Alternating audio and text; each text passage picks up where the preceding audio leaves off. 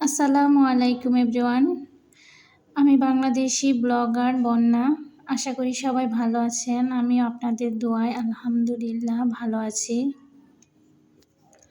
রোজার মাস একটু কাজটা এলোমেলো মনে হয়। সেহরির পরে একটু ঘুমিয়েছিলাম।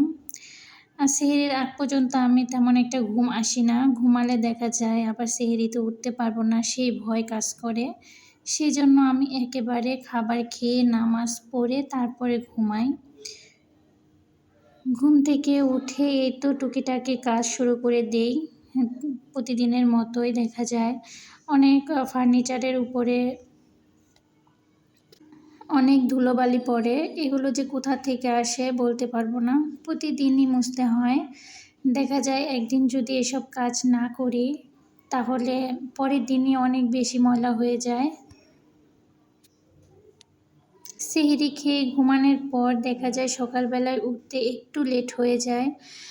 তবু তাড়াহুড়োর মাঝে কাজগুলো সেরে ফেলি।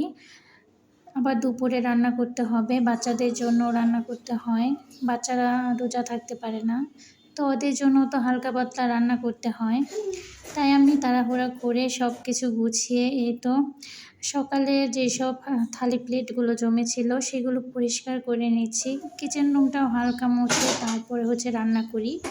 পরিষ্কার পরিচ্ছন্ন করে রান্না করলে রান্নাও যেমন তাড়াতাড়ি হয়ে যায়, কাজ কিন্তু অনেক গোছানো হয়। তো দুপুরে রান্না করছি, এটা রাতের জন্য একেবারে রান্না করব। ইফতার তৈরি করার আগে আমি রান্নার কাজ শেষ করে ফেলি। ইফতার যেহেতু ভাজা পোড়া করতে হবে, ওইটা একটু গরম থাকলেই ভালো হয়। তাই আমি একটু আগেই রান্না করতে চলে আসি, রাতে কী খাওয়া হবে সেই জন্য। তো আমি সব কিছু কেটে বেছে ধুয়ে নিয়েছি, তারপরে তো রান্না বসিয়ে দিয়েছি। দুই চুলায় দুইটা বসিয়ে দিয়েছি। একটার মধ্যে করল্লা ভাজি করছি।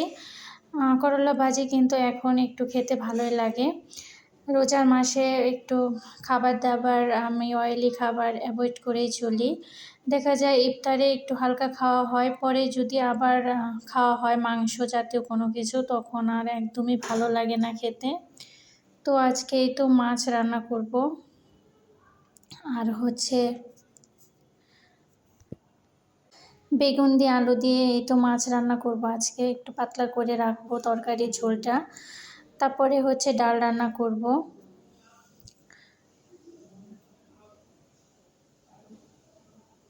ভিডিওর মাঝখানে আপনাদের বিশেষভাবে একটা অনুরোধ করব, আপনাদের যদি আমার ভিডিওটা একটু ভালো লেগে থাকে অবশ্যই লাইক করবেন, কমেন্ট করবেন আর সাবস্ক্রাইব করে দিবেন, যেন আমি আমার কাজটা আরও ভালোভাবে করতে পারি। তো সবাই ভালো থাকবেন। আল্লাহ হাফেজ।